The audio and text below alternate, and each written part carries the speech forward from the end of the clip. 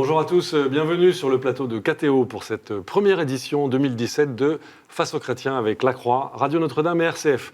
Notre invité aujourd'hui est Manuel Valls. Bonjour Manuel Valls. Bonjour. Merci à vous d'avoir accepté notre invitation. Vous êtes aujourd'hui donc candidat à la primaire de la gauche, puis évidemment candidat à la présidentielle. Je rappelle que vous avez été ministre de l'Intérieur de 2012 à 2014, puis Premier ministre de 2014 à 2016. Vous avez été maire d'Évry.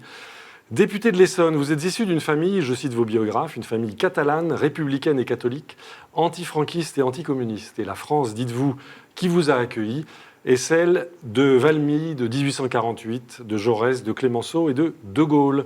Vous avez toujours bousculé le Parti socialiste et plus généralement la gauche, la mettant en garde contre un risque de disparition. Vous êtes donc aujourd'hui candidat à la primaire, à la présidentielle. Vous êtes comptable du bilan du quinquennat, mais vous revendiquez ce que vous appelez un droit d'inventivité, avec une devise, une République forte, une France juste. Vos priorités présentées dans votre programme ce mardi sont la défense, la sécurité, la justice, l'éducation, la recherche, le financement d'un revenu décent. Vous promettez la poursuite de la baisse des dépenses obligatoires. Vous proposez une charte de la laïcité, également un service civique obligatoire de 6 mois. Vous souhaitez diviser par 2 en 5 ans l'écart salarial qui sépare les hommes et les femmes. Et vous souhaitez enfin un prêt à taux zéro pour les entrepreneurs ou encore une revalorisation de 10% des minima retraite. Nous allons parler de tout cela et de bien d'autres choses encore avec nos journalistes, avec Corinne Laurent pour La Croix. Bonjour. Avec Alain Baron pour Radio Notre-Dame. Bonjour. Et avec Romain Mazenot pour RCF. Bonjour. Et c'est Corinne Laurent qui vous pose la première question. Manuel Valls, 2 mois de campagne pour convaincre. Qui est votre adversaire dans la primaire de la gauche ? Je n'ai pas d'adversaire dans la primaire de la gauche. Moi, je veux qu'elle soit réussie. Et pour qu'elle soit réussie, il faut d'abord une mobilisation importante. Je pense que les Français vont s'emparer de leur destin et participer massivement à cette primaire, comme ils l'ont fait d'ailleurs pour la primaire de la droite, comme ils l'avaient fait en 2011 pour vous pensez avoir, vous aussi, 4 millions de participants ? Je ne sais pas, Oui. nous verrons bien. Ça dépendra, et c'est la deuxième condition, de la qualité de nos débats. Ils viennent, c'est vrai que c'est une campagne courte, ramassée, intense, passionnante. Moi, j'ai envie de prendre plaisir, de faire passer un message d'espoir, d'entraîner. Et puis la troisième condition, c'est qu'il faut qu'il y ait un choix clair, parce qu'il s'agit de désigner d'abord et avant tout un candidat à la présidence de la République, celui qui demain, et je m'y prépare, peut être président de la République, de la 5e puissance économique et politique mondiale. Donc c'est un moment particulièrement Est-ce que d'une certaine important. façon, Manuel Valls, vous enjambez cette primaire ? Vous visez déjà précisément la présidentielle ? Non, je ne me trompe pas d'étape. Et ceux qui, par le passé, se sont trompés, ont uniquement pensé à l'étape suivante, n'ont pas pu franchir l'étape de la primaire. Mais en même temps, je m'adresse aux Français qui viendront, je l'espère, voter massivement les 22 et 29 janvier prochains à cette primaire citoyenne, mais je m'adresse à tous les Français. Mon projet, vous venez d'en présenter les grandes lignes, il peut évoluer, il peut s'enrichir, bien sûr, des débats au sein de la primaire, et puis surtout de mes rencontres avec les Français, avec les forces vives de ce pays. Mais je n'ai pas un projet, un programme pour la primaire qui ensuite changerait radicalement pour les Français. Ça, c'est du cynisme. Regardez les difficultés de François Fillon, qui a proposé une forme de privatisation de la sécurité sociale, qui est aujourd'hui en difficulté, qui cherche à revenir là-dessus, ce qui serait une tromperie, puisqu'il s'est adressé aux Français à travers la primaire, mais il s'est adressé aux Français et on ne peut pas changer de programme entre les deux. Donc, je m'adresse à tous les Français, mais je veux d'abord convaincre, bien sûr, ceux et celles qui viendront à la primaire. Mais moi, je veux faire gagner la gauche. Je pense que la gauche doit gagner, qu'elle correspond à ce que le pays veut, mais nous en parlerons dans un instant. Corinne Laurent. Oui, pardon, lors de la présentation de votre projet, des grandes orientations de votre projet, vous avez quand même désigné François Fillon, sans le nommer, votre adversaire principal, en particulier son projet. Qu'est-ce que vous lui reprochez ?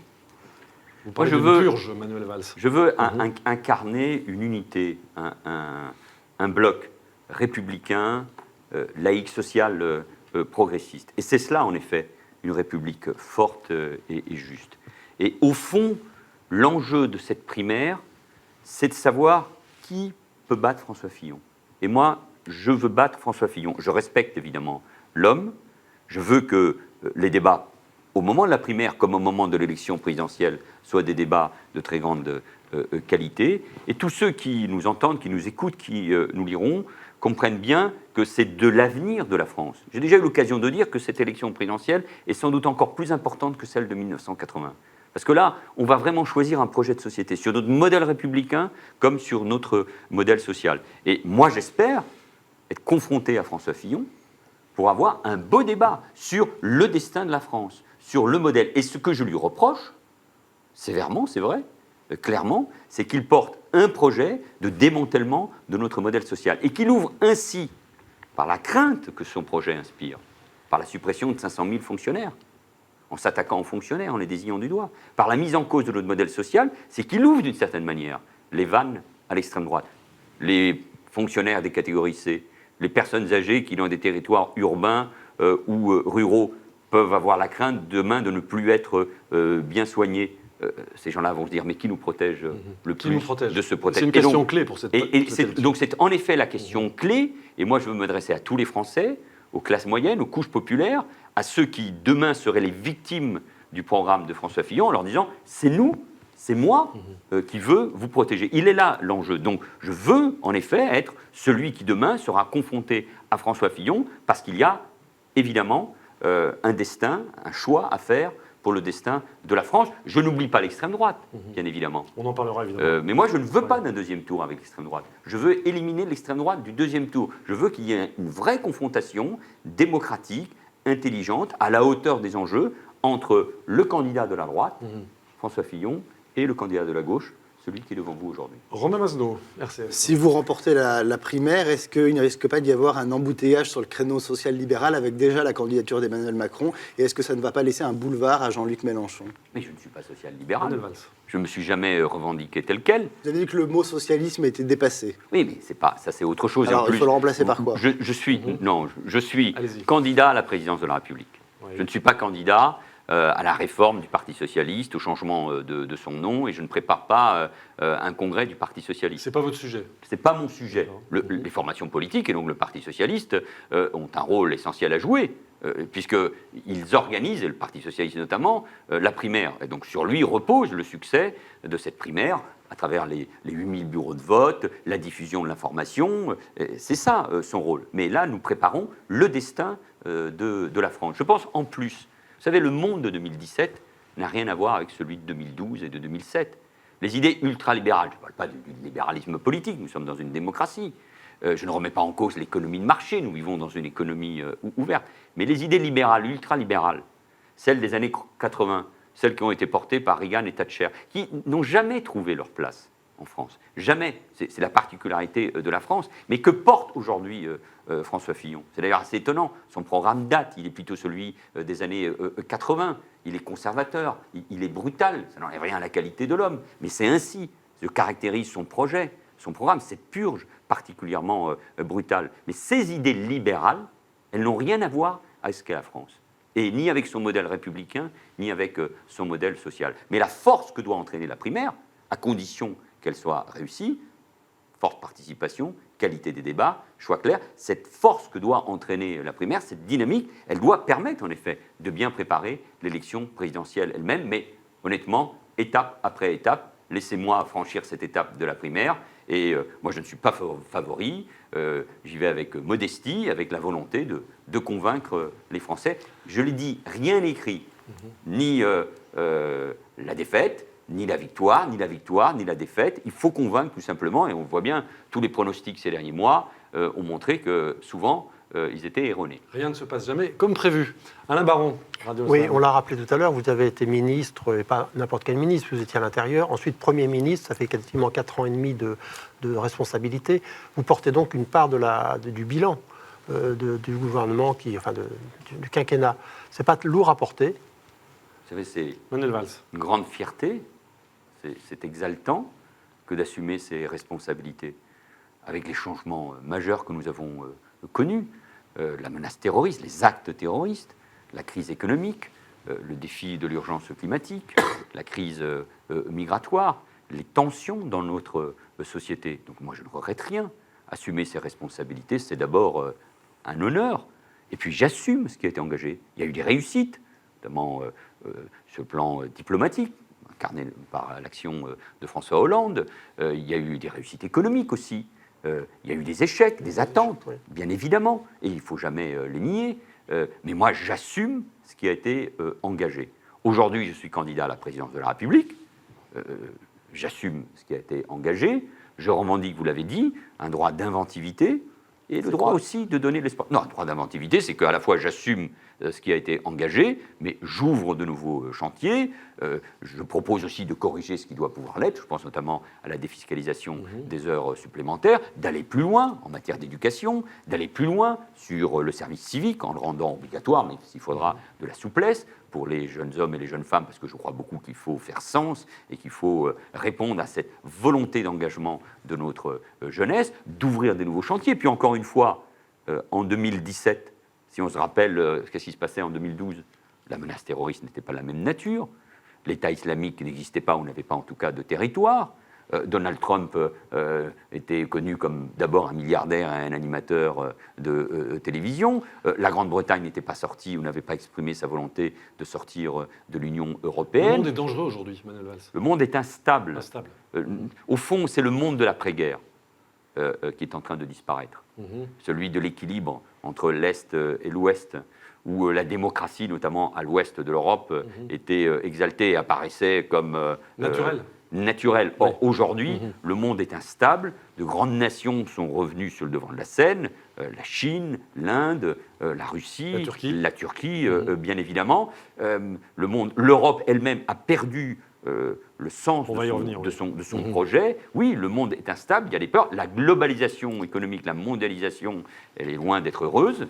Elle a fait des dégâts considérables, notamment dans les grands pays occidentaux et industriels. Donc il y a des peurs, et beaucoup jouent sur ces peurs. Il faut être très lucide. On me dit parfois que je suis sévère, grave. Non, je suis lucide. Cette lucidité, elle est indispensable. Et en même temps, je pense qu'il y a suffisamment d'énergie dans la société française pour redonner de l'espoir et de l'optimisme. Et je pense que précisément, l'attente qui est au fond de ce vieux pays qu'est la France, au fond de chaque Français, c'est que la République protège, qu'elle soit forte sur ses valeurs, sur la laïcité, qu'elle soit forte sur l'égalité, et que la France soit juste, notamment sur le plan social, parce qu'il y a beaucoup trop de nos compatriotes qui se sentent oubliés, humiliés, notamment parmi les employés, les fonctionnaires, les ouvriers. Donc il faut être capable de répondre à cette demande de justice. Il y a une passion en France, une passion de l'égalité et de la justice. Et la gauche, elle doit s'identifier à cette passion. Et puis il faut incarner.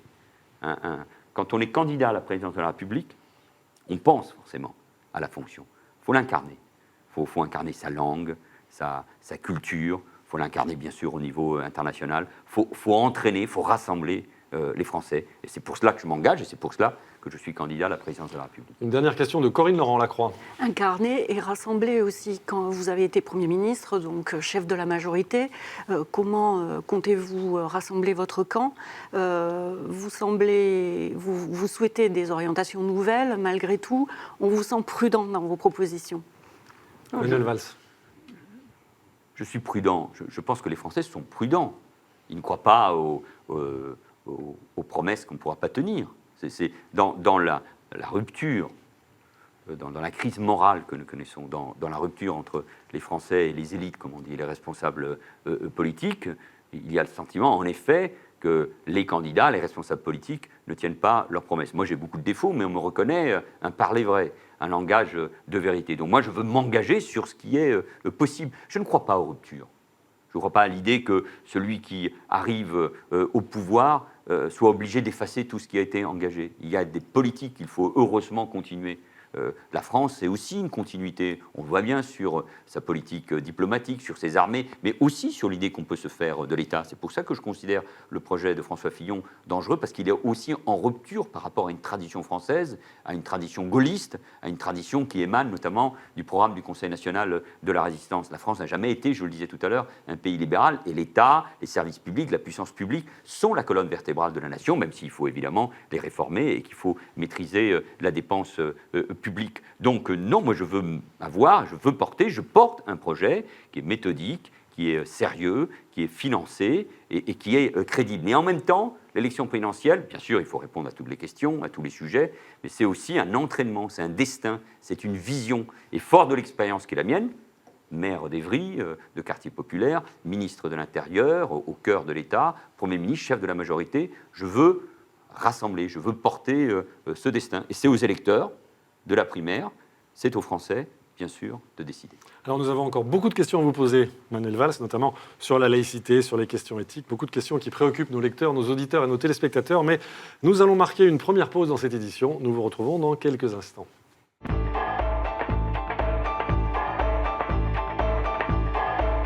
Retour sur le plateau de KTO pour cette édition de Face aux chrétiens avec La Croix, Radio Notre-Dame et RCF. Notre invité aujourd'hui, Manuel Valls, ancien Premier ministre, candidat à la primaire de la gauche et à l'élection présidentielle. Il est interrogé par Corinne Laurent pour La Croix, par Alain Baron pour Radio Notre-Dame et par Romain Mazenot pour RCF. C'est Alain Baron qui pose la première question de cette deuxième partie. Oui, monsieur Valls, vous nous avez habitués à certains changements de pied qui sont parfois un peu étonnants. Avant Noël, vous avez dit qu'il fallait bannir le 49.3, sauf en matière budgétaire, alors que vous l'aviez utilisé assez souvent. Là, maintenant, vous proposez de rétablir la défiscalisation des heures supplémentaires, qui était une mesure sarkozyste. Vous comprenez que ça puisse jeter un trouble, ou c'est ce que vous appelez le droit d'inventivité? Non, présenter ainsi, ça, incontestablement, je peux comprendre le trouble. J'essaie de proposer un projet aux Français. Je propose un projet aux Français. Et dans ce projet, il y a une nécessité aussi de répondre à la crise démocratique. Donc je propose une renaissance démocratique qui doit s'appuyer bien sûr par plus de responsabilités pour les collectivités territoriales. Nous avons fait déjà beaucoup avec les grandes régions, la montée en puissance des grandes métropoles, l'intercommunalité, le rôle des départements. Je propose d'aller plus loin, notamment avec un pouvoir réglementaire pour les régions, y compris des compétences dans le domaine économique, de la formation, du tourisme, que l'État peut transposer aux collectivités territoriales. Je crois beaucoup à la démocratie sociale aussi, au dialogue social. On vous a beaucoup reproché l'inverse au moment de la loi El Khomri.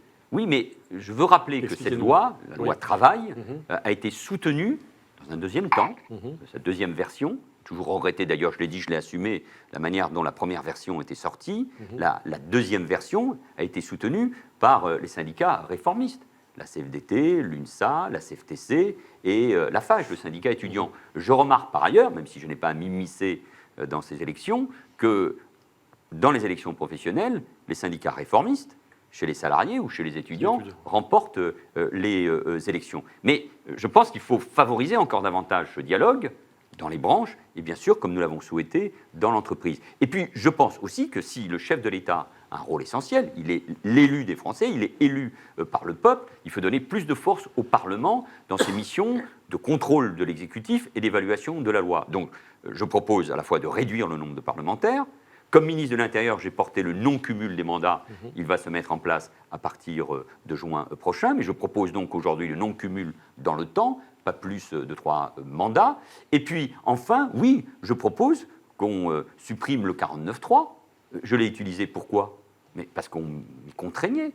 Je l'ai utilisé 2 fois sur 2 lois. Mais on m'y contraignait, notamment parce qu'il y avait une minorité du groupe socialiste qui ne voulait pas avancer, notamment sur la loi travail. C'est les fondeurs qui vous ont contraint? Ouais. Mais bien évidemment, alors que nous avions trouvé un accord avec la majorité des députés socialistes, avec le rapporteur de la loi travail, Christophe Sirug, aujourd'hui ministre, avec les syndicats réformistes, ils n'ont pas voulu suivre cet accord et ils m'ont contraint, malheureusement, au 49.3, mais qui est, je le sais bien, et qui a été ressenti comme tel, qui est brutal. Mais je pense qu'un Parlement responsabilisé, élu après un président de la République qui aura porté un projet clair devant les Français pour obtenir aussi une majorité au Parlement. Le 49.3 doit pouvoir être utilisé pour le budget, parce qu'une nation ne peut pas avoir de budget, mais moi je veux faire confiance à un Parlement davantage responsabilisé. Donc mon expérience de Premier ministre m'amène à faire ces propositions. Sur les heures défiscalisées, mais reconnaissons-le, que j'étais alors ministre de l'Intérieur, mais nous avions porté cette proposition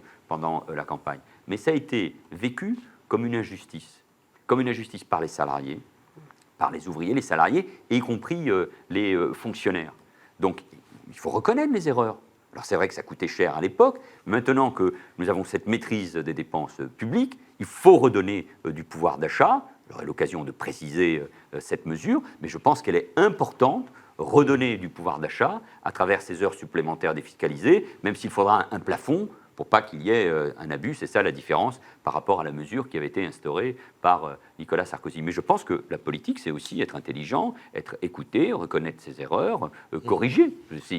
Les responsables politiques doivent aussi avoir ça en tête, et être capables de corriger et d'entendre ce que vous disent les Français. Alors, sur d'autres propositions de votre programme, Oui, Romain en tout Mazenot. cas, sur une question plus strictement politique, on a beaucoup glosé sur vos relations personnelles avec Emmanuel Macron. Est-ce que vous avez eu le sentiment d'être trahi? Est-ce qu'une réconciliation est encore possible? Manuel Valls. Non, mais moi, j'étale pas mes sentiments. Et moi, ce que je souhaite, c'est que la gauche réformiste, la gauche sociale réformiste, les progressistes, et moi, je suis au cœur de ces progressistes, d'Emmanuel Macron jusqu'à Benoît Hamon ou Arnaud Montebourg. Vous l'incluez dans les progressistes. Mais bien évidemment. C'est que il a gouverné, comme d'ailleurs Benoît Hamon ou Arnaud Montebourg, Vincent Payon ou Sylvia Pinel, qui participent de cette primaire. Nous avons gouverné. Et cette gauche progressiste, réformiste, qui assume les responsabilités du gouvernement, elle doit se retrouver pour être présente au deuxième tour de l'élection présidentielle. Sinon, elle sera éliminée. Donc moi, je n'étale pas mes sentiments personnels. Chacun est libre d'une certaine manière, mais chacun doit être responsable. Et de ce point de vue-là, la primaire doit jouer un rôle très important, je vous le disais tout à l'heure, parce qu'elle doit créer la dynamique indispensable pour que la gauche soit au deuxième tour, et celui qui peut incarner et cette République forte et cette France juste, qui peut l'illustrer par des propositions dans le domaine de la sécurité, je suis crédible. Dans le domaine du soutien à l'entreprise, je suis crédible. La priorité à l'éducation ou à la culture, je suis crédible. Le numérique, le soutien à l'économie de demain, je suis crédible. La transition écologique, parce que j'ai porté, c'est Ségolène Royal qui à ce moment-là était ministre, la loi de transition écologique, je suis crédible. Donc sur toutes ces questions-là, qui sont au cœur, je crois, des préoccupations de la gauche, en étant attentif aux questions de logement, de santé, parce que c'est ça qui préoccupe quand même tous les jours nos compatriotes, eh bien il faut porter un projet, rassembler. J'ai cette crédibilité, mais j'ai aussi cette force pour entraîner le pays. Corinne Laurent, peut-être sur des questions qui sont moins présentes dans votre programme. Corinne Laurent pour la Croix. Non, je voulais insister sur votre proposition du revenu décent pour tous. Qu'est-ce que cela signifie exactement? Est-ce que c'est pour vous, dans votre esprit, une nouvelle protection sociale? Moi, je veux une société du travail d'abord, parce que je crois qu'il ne faut pas qu'il y ait d'ambiguïté, qui crée plus d'emplois, même si ces emplois vont se transformer, se changer. C'est pour cela qu'il faut préparer les conséquences liées à la révolution numérique, qui change y compris les relations au travail, la force aussi d'emplois nouveaux que peut représenter la transition énergétique.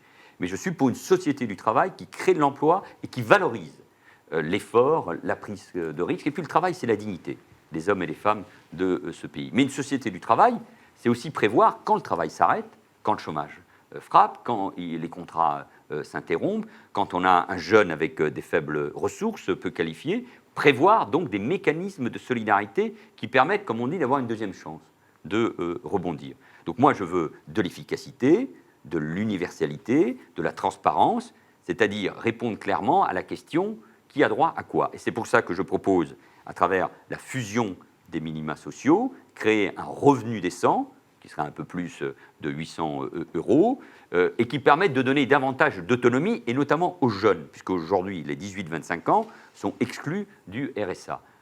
Donc la première mesure concernerait les jeunes, les 18 à 25 ans, ce qui représente à peu près 7 à 9 milliards d'euros. Mais je veux de la clarification, parce que beaucoup de Français ont le sentiment, à tort ou à raison, qu'au fond, certains touchent des revenus dont ils n'auraient pas droit, ou parce qu'ils ne travaillent pas. Et puis vous ce qu'on appelle aussi, c'est pas pour moi. C'est ce qu'on appelle l'assistanat. Oui. Et c'est pas pour moi. Et ceux qui les reçoivent ont le sentiment d'être stigmatisés et de montrer du doigt. Moi, je crois à la solidarité. Je n'aime pas ce mot d'assistanat. Et donc, il me semble extrêmement important de clarifier, de simplifier ces mécanismes. Et donc, je suis pour ce revenu décent qui n'a rien à voir, parce que je connais le débat, j'ai même réfléchi sur ces questions-là. Il y a par ailleurs des expérimentations en cours, notamment dans le département de la Gironde.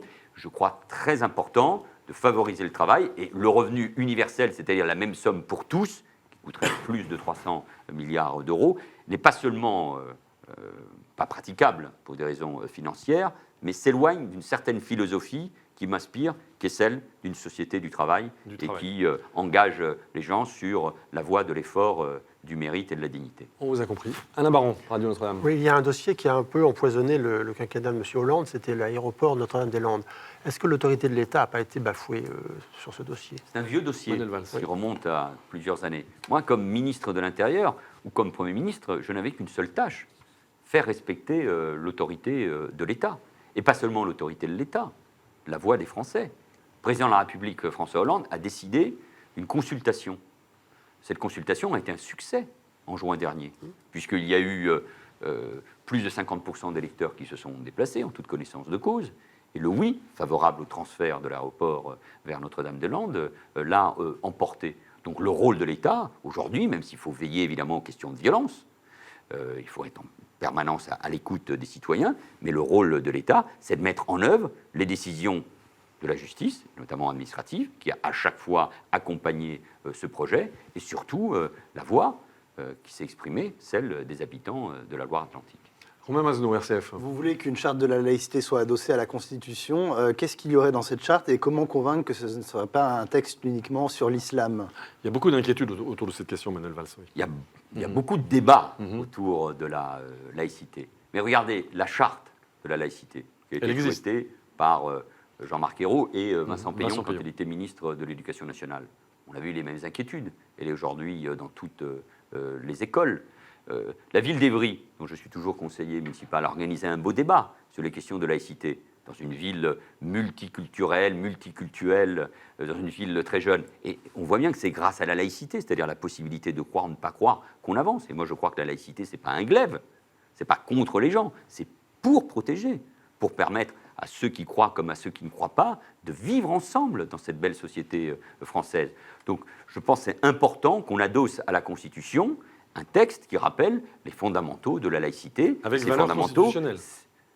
Non. c'est un autre débat, Oui. plus compliqué, y compris parce qu'il faut faire attention à ne pas mettre en cause aujourd'hui le concordat d'Alsace-Moselle. Ça fait partie de notre histoire. Je pense qu'il faut être attentif à ne pas ouvrir la boîte de Pandore. Je pense que c'est important qu'au-delà du rappel qui existe dans la Constitution, que nous sommes une république laïque, c'est important qu'on travaille, mais il faudra le temps nécessaire, les consultations nécessaires, les parlementaires, la pensée philosophique, évidemment les cultes, pour que chacun participe de ces débats. Je pense que ce qui manque au pays, au fond, les Français ont un doute sur eux-mêmes.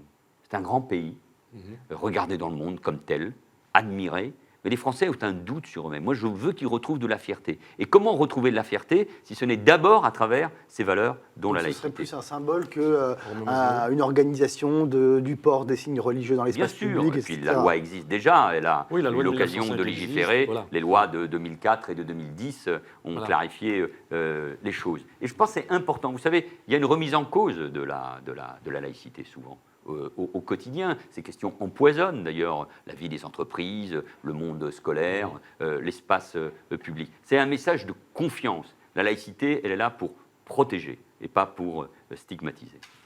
Corinne Laurent, La Croix.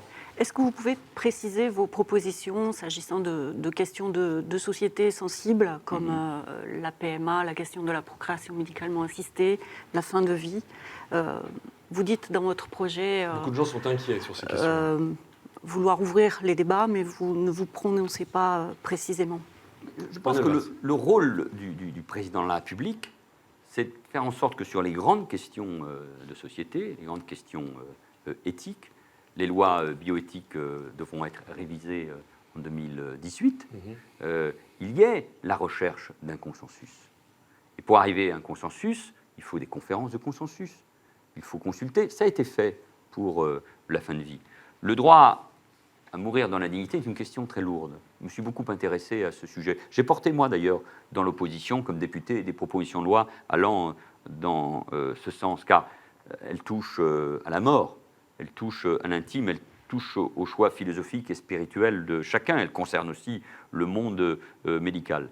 Et à un moment, bien sûr, c'est le rôle du législateur de trancher. La loi du 2 février 2016, suite au travail remarquable réalisé par deux députés des deux rives, Jean Leonetti et Alain Claes, est un progrès. Elle a consacré le principe de la volonté du malade. C'est d'abord à lui, en donnant des directives anticipées, de décider des derniers moments de sa vie, du recours ou non à une sédation profonde et continue. Cette loi est le fruit donc d'un très long travail, Certains veulent aller plus loin, je les respecte, y compris moi-même, je peux avoir des convictions dans ce domaine-là, mais sur une question aussi essentielle, cela ne peut se faire qu'avec un large consensus. Et donc un travail de réflexion associant, je le disais, la société civile, le comité consultatif national d'éthique et les parlementaires. Si ce débat doit être ouvert, il peut toujours s'ouvrir, on ne peut pas empêcher qu'il s'ouvre, mais il faut le faire dans le cadre que je viens d'évoquer. Et je pense, dans une société divisée, fracturée, le rôle du chef de l'État, pas le même rôle qu'un ministre de l'Intérieur, pas le même rôle que le Premier ministre, et pas le même rôle que celui d'un parlementaire de la majorité de l'opposition. Je m'y prépare.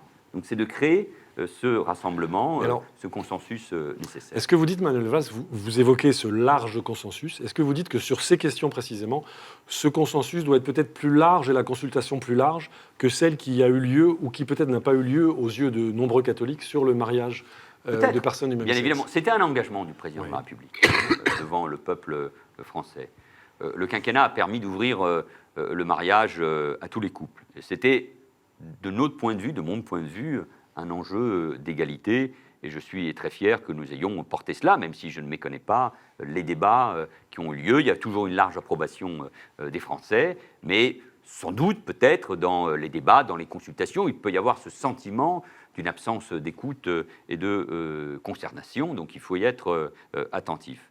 La question du recours à la procréation médicalement assistée pour les couples homosexuels, la PMA donc, est une problématique différente. Elle touche à des sujets d'éthique, là aussi particulièrement complexes, délicats. C'est la question de la filiation. Et d'ailleurs, elle échappe au débat traditionnel gauche-droite. Regardez les positions antagonistes de grandes philosophes qui sont par ailleurs des amis, Elisabeth Badinter et Sylviane Agacinski. Donc ça veut dire c'est des questions qui touchent à l'intime. J'ai eu l'occasion d'ailleurs de m'exprimer dans la Croix comme Premier ministre sur ces questions. Là aussi, il faut prendre le temps de la réflexion. Et comme je le dis dans mon projet, j'assumerai d'ouvrir ce débat. Il devra de nouveau sans doute s'ouvrir. Mais le rôle du président de la République, c'est de construire un consensus, de garantir des débats, mais qui n'abîment pas. Moi, je comprends la détresse des couples homosexuels qui voudraient passer par la PMA. Le besoin de filiation, il est là, il est présent, il ne faut pas l'ignorer. Et de l'autre côté, je vois aussi les débats que ça ouvre dans la société, donc il faut être capable de les mépriser. Et puis il y a enfin le recours aux mères porteuses pour tous les couples, c'est-à-dire la gestation pour autrui, la GPA. J'avais aussi l'occasion de m'exprimer, qui pose une difficulté supplémentaire, plus lourde encore, qui est celle de la marchandisation du corps humain. Moi, je ne veux pas m'engager dans cette voie. Le désir d'enfant est ô combien compréhensible, mais on ne peut pas fermer les yeux sur les dérives qui consistent à exploiter les personnes. Une dernière question de Romain Mazneau, RCF. Est-ce que la gauche au pouvoir a été à la hauteur de sa vocation en accueillant en France quelques milliers de migrants alors que l'Allemagne en accueillait 1 million? Alors, sans aller jusque-là, est-ce qu'il n'y avait pas une juste mesure à trouver? Oui, je pense que nous avons été à la hauteur de cette attente forte qui exprime. Nous devons accueillir ceux qui demandent l'asile, ceux qui fuient la guerre et la torture. Je veux rappeler que la demande d'asile au cours de ces 2 dernières années est passée de 60 000 personnes environ à plus de 90 000 sans doute à la fin de l'année 2016. J'ai réformé, j'ai donné les moyens à l'OFPRA, l'office qui accueille les réfugiés et les apatrides, avec un travail tout à fait remarquable de son directeur Pascal Brice. Nous avons été à la hauteur, même si c'était difficile et long, en évacuant le campement indigne de Calais, en faisant en sorte que quelques milliers de réfugiés soient accueillis dans des centres d'accueil et d'orientation un peu partout en France. Mais vous avez vu les débats que ça a posé, les confrontations. Moi, je me rappelle de la visite d'un petit village, une petite ville dans le Pas-de-Calais, où le maire me disait que pour accueillir une trentaine de réfugiés, ça a été très difficile. Il y a eu des réunions houleuses. On a sifflé le maire, on a sifflé le curé. Bon, et puis après les débats, après ces confrontations, après le temps de l'explication, on rassure les gens. Et ensuite, on voit aussi toute la générosité qui existe chez nos compatriotes. Nous accueillons des milliers de réfugiés. Nous accueillons notamment aussi des chrétiens d'Orient. Mais la réponse à la crise des réfugiés, elle doit être européenne, elle ne peut pas être unilatérale. C'est la raison pour laquelle j'avais exprimé un doute sur les choix, même si je les respecte, bien sûr, qui avaient été ceux d'Angela Merkel concernant l'Allemagne. On ne peut pas accueillir tout le monde, on ne peut pas ouvrir les frontières. On voit bien ce que cela peut provoquer dans nos sociétés. Donc cette politique est à la fois ferme, avec des principes de maîtrise des flux migratoires, et en même temps où nous respectons ce droit conventionnel universel qui est profondément français, européen, qu'est le droit d'asile, bien sûr, c'est ça la politique de la France. Mais cela passe aussi par une maîtrise de nos frontières extérieures, celle de l'Union européenne. Il y a beaucoup de propositions françaises avec les gardes-frontières, la nécessité d'avoir des centres d'accueil aux frontières de l'Union européenne. La crise des réfugiés est loin d'être terminée avec ce qui se passe, bien sûr, en Libye, en Syrie, en Irak. Les drames en Méditerranée sont épouvantables. Enfin, comment conscience humaine peut-elle supporter ces drames? Et en même temps, parce que je suis responsable, parce que j'ai été Premier ministre, parce que je veux être président de la République, je sais qu'il faut que l'Europe se protège davantage et organise mieux ses frontières extérieures. Alors Manuel Valls, nous avons encore beaucoup de questions à vous poser, notamment sur l'Europe et sur l'actualité internationale. Nous allons marquer une deuxième pause dans cette édition de Face aux chrétiens. Nous nous retrouvons dans quelques instants.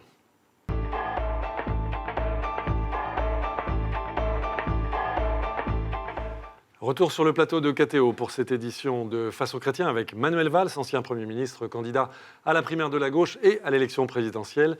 Il est interrogé par Corinne Laurent pour La Croix, par Alain Baron pour Radio Notre-Dame et par Romain Masneau pour RCF. C'est Romain Masneau qui pose la première question. Entre une Amérique bientôt dirigée par Donald Trump et une Russie de plus en plus interventionniste sous la houlette de Poutine, quelle doit être la place de l'Europe ? Est-ce qu'on peut maintenir une alliance stratégique privilégiée avec les États-Unis? Est-ce que ça va être facile? Manuel Valls, où en sommes-nous? Faut-il avoir peur? D'abord, il faut que la France continue à être indépendante. Certains proposent de s'aligner sur la Russie, d'autres sont inquiets d'un alignement sur l'Amérique. Non, il faut être indépendant. La force de la France, c'est de parler à tous, dirigeants sunnites, dirigeants de l'Iran, dirigeants américains, dirigeants russes, partenaires européens, de parler toujours de la même manière. La France a encore les moyens de cette indépendance-là? Ah, je le crois, oui, profondément. Et je pense que c'est d'ailleurs une des questions essentielles de cette élection présidentielle. C'est pour cela que dans mon projet, je commence par les questions du monde et bien sûr par le projet européen. Et c'est d'ailleurs le rôle du président de la République d'incarner cette indépendance. Les Américains sont des alliés, sont des amis depuis toujours. Nous avons participé à leur indépendance. Ils ont participé à notre libération. Ce sont des partenaires politiques, militaires, économiques, stratégiques.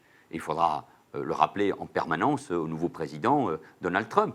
Vous craignez qu'il ne le sache pas suffisamment? Ça vaut aussi sur les questions commerciales, on verra. Mais sur les questions commerciales, ça vaut évidemment pour la COP21, pour l'accord climatique, puisque là, c'est la grande urgence, ça se joue dans les 5-10 ans. Là, on parle de la survie du monde, on parle de la survie de l'humanité. Et nous voyons bien que toutes les prévisions climatiques sont bien plus alarmistes de ce qu'on pensait. Ça se joue dans les 5 à 10 ans, et les États-Unis ont un rôle à jouer et doivent respecter l'accord engagé par le président Obama. Ça se joue aussi sur l'accord avec l'Iran, car nous avons besoin de la stabilité au Proche et au Moyen-Orient. La Russie est une grande nation. Nous avons aussi un lien historique depuis toujours entre la Russie et la France. Mais parce que c'est une grande nation, elle doit être respectueuse des traités internationaux. Elle doit jouer son rôle pour permettre une solution politique et de paix en Syrie. Elle ne peut pas être uniquement le soutien indéfectible avec l'Iran du régime de Bachar el-Assad et participer de ces horreurs et de ces crimes à Alep, où la population civile a subi ce qu'il y a de pire. Donc moi je souhaite que le dialogue, il a toujours eu lieu. François Hollande a toujours eu un dialogue, contrairement à ce qu'on a raconté parfois avec Vladimir Poutine. Moi-même j'ai eu l'occasion de rencontrer le Premier ministre Medvedev. Donc je respecte la Russie. Mais la Russie doit jouer son rôle de grande puissance, de membre permanent du Conseil de sécurité, comme nous. C'est le fruit de l'histoire et de la guerre. Mais c'est vrai que nous sommes dans un monde instable, qui fait peur. La France a son rôle à jouer. Nous sommes l'un des rares pays européens, sinon le seul, capable de nous projeter à l'extérieur, au Sahel, au Levant. On le voit avec nos armées. Il faut continuer d'ailleurs à augmenter notre effort de défense pour atteindre dans une dizaine d'années 2% du PIB, de notre richesse nationale. Mais il faut que l'Europe joue aussi pleinement son rôle. Or, aujourd'hui, les peuples ont le sentiment que l'Europe ne les protège pas, ni de la mondialisation, ni du terrorisme, ni de la crise migratoire. Comment fait-on? D'abord, je pense par ailleurs toujours que l'axe franco-allemand est tout à fait essentiel, même s'il faut parler franchement à nos amis allemands, notamment sur les questions économiques. et sur la nécessité d'investir dans le numérique, dans la transition écologique, d'investir dans le soutien aux PME. Il fallait beaucoup plus loin que le plan Juncker, qui était déjà une étape très importante, 350 milliards d'euros. Mais il faut que l'Allemagne aussi, qui a beaucoup d'excédents grâce à sa politique, mais puisse aussi financer demain, investir dans l'avenir pour que nos économies, de ce point de vue-là, se rapprochent. Et enfin, et c'est le plus important, il faut que l'Europe retrouve un projet politique. C'est pour ça que je propose une pause sur l'élargissement. Et reprenant cette belle idée d'Hubert Védrine, l'idée d'une conférence de la refondation de l'Europe sur son projet, qui clarifie qui fait quoi. Aujourd'hui, les Français, c'est vrai pour les patrons de PME, c'est vrai pour les agriculteurs, c'est vrai pour les citoyens tout simplement, ont l'impression que l'Europe s'occupe de tout, et pas forcément de l'essentiel, sinon de l'accessoire. Donc il faut mieux déterminer ce qui est de l'ordre de l'Europe, de ses instances, ce qui est de l'ordre des États-nations. C'est ça qui donnera de la souveraineté. Et puis il faut les frontières. Je pense qu'un espace politique a besoin de frontières. L'Europe, ce n'est pas un État fédéral, c'est une fédération d'États-nations, pour reprendre l'expression de Jacques Delors. Et il faut les frontières. On doit savoir où commence l'Europe et où elle se finit. Corinne Laurent, Lacroix. Sur la question des frontières, justement, le sujet des migrants va se prolonger. On a en France la problématique de Mayotte. Qu'est-ce que vous entendez précisément? Est-ce qu'il faut tout cadenasser? Est-ce qu'il faut fermer ses frontières nationales? Il y a des Il y a sujets plusieurs sujets, mais différents. J'évoque évidemment beaucoup nos territoires d'outre-mer qui ont un rôle par ailleurs essentiel dans bien des domaines, puisqu'ils permettent à la France de rayonner sur les 3 océans. La situation de Mayotte est très compliquée, et seule une solution à la crise migratoire est possible à travers une coopération avec les Comores. C'est difficile, vu la situation de ce pays, mais c'est indispensable. Il faut des frontières à l'Europe. D'abord pour le projet politique. C'est pour ça qu'après réflexion, ne pensez pas forcément ça il y a une dizaine d'années, je pense qu'aujourd'hui, il faut dire clairement, parce que c'est un grand pays, que c'est une grande nation, nous l'évoquions tout à l'heure, c'est un partenaire, c'est la deuxième armée de l'Alliance Atlantique, je veux parler de la Turquie, parce qu'ils ont un rôle dans la crise migratoire, mais il faut leur parler franchement. Ça fait plus de 50 ans qu'on dit à la Turquie qu'elle va être membre de la communauté européenne, d'abord et ensuite de l'Union européenne. Moi, je pense qu'il faut un langage de vérité, et il faut dire à nos amis turcs, vous serez demain des partenaires stratégiques, mais vous ne serez pas membre de l'Union européenne, parce que la Turquie n'a pas vocation, ne doit pas être membre de l'Union européenne. Donc là, ils vont ouvrir les vannes de migrants. Oui, mais il ne faut pas accepter ce chantage. Et par ailleurs, la Turquie a aussi besoin de l'Union européenne. Mais il ne faut pas rentrer dans ce donnant-donnant, qui en plus est inacceptable et insupportable pour nos compatriotes.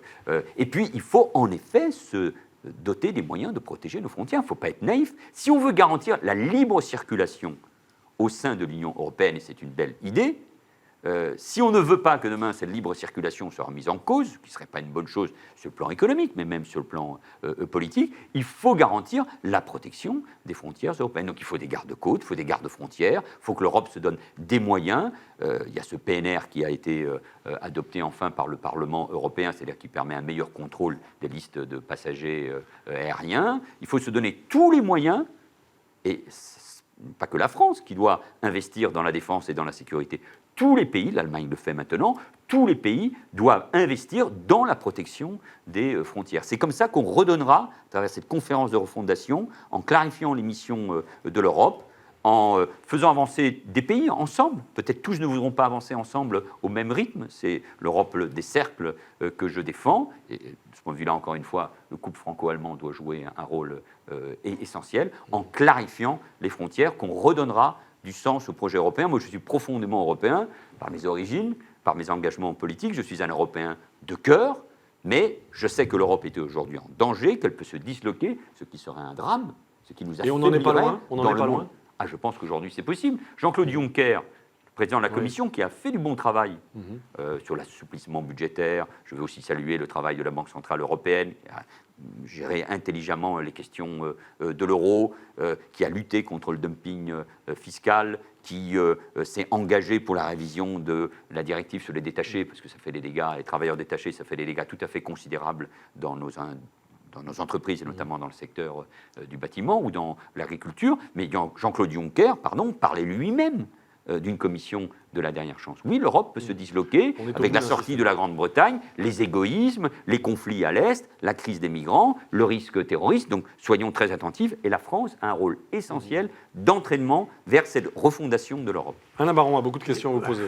Vous dites qu'il faut parler franchement avec les Allemands. Vous allez avoir du mal à les convaincre sur le salaire minimum européen parce qu'ils n'ont pas de salaire minimum là-bas. Et Manuel ils Valls. sont engagés aujourd'hui sur le salaire minimum. C'est une des résultantes de l'accord entre les démocrates chrétiens et les sociaux-démocrates qui gouvernent. Donc ils s'engagent sur le salaire minimum. Ce qui ne va pas en Europe, même si chacun doit avancer à son rythme, ce sont les distorsions fiscales, sociales et de salaire. Et si on veut redonner un sens à un projet économique et social au niveau européen, il faut aller progressivement vers cette convergence. On le fait sur les questions fiscales, ces grandes entreprises américaines qui s'installent dans un certain nombre de pays en Irlande. De ce point de vue-là, il y a eu encore des décisions importantes de la Commission européenne. Donc il faut être capable de dire l'Europe, ce n'est pas une passoire. Il faut en finir avec une certaine naïveté. L'Europe doit être forte dans le monde et c'est ce que je propose aux Français. Une dernière question, Corinne Laurent, La Croix. Oui, l'Europe reste malgré tout un problème pour les Français parce qu'ils ne la comprennent pas et probablement quand ils voient un terroriste de Berlin la traverser sans être arrêté, cela reste une difficulté pour eux. Comment comptez-vous convaincre des électeurs qui vont soit vers le mouvement de la France insoumise de M. Mélenchon ou vers le mouvement de Mme Le Pen? Bon, d'abord, Manuel Valls. la question terroriste reste très difficile. Je veux rappeler que les États-Unis, la Turquie, la Russie, c'est-à-dire des régimes différents, une autre organisation que celle de l'Union européenne, ont été victimes, encore ces derniers temps, du terrorisme. Et ça veut dire que la coopération entre les services de renseignement, les moyens proposés notamment par la France pour mieux contrôler les passages, tout cela doit se poursuivre. Mais nous en avons peu parlé, à faire face à cette menace terroriste pendant de longues années, ce qui pose bien sûr aussi le problème des phénomènes, des processus, nous ne l'évoquons pas, de radicalisation dans notre société. Mais il faut convaincre que l'Europe reste un magnifique projet. L'idée de sortir de l'Union européenne, de sortir de l'euro, de s'enfermer dans nos frontières nationales, de se cadenasser, serait la mort de la France. Elle nous ferait sortir de l'histoire. Donc le destin de la France se confond avec celui de l'Europe. Et en même temps, il faut être lucide et exigeant. Si l'Europe n'est pas capable de se dépasser, de se réformer, d'avoir un nouveau projet politique qui parle au peuple, c'est pour ça que cette conférence de refondation, avec cette pause que je propose sur l'élargissement, en étant clair sur la Turquie, en disant quelles sont les compétences des uns et des autres, c'est un message qu'il faut adresser au peuple. Nous vous avons compris et il faut que nous avancions ensemble pour la construction européenne. Très bien, Manuel Valls, ce sera votre dernier mot. Merci à vous. Nous avons pu aborder un grand nombre de sujets au cours de cette édition de Face aux chrétiens.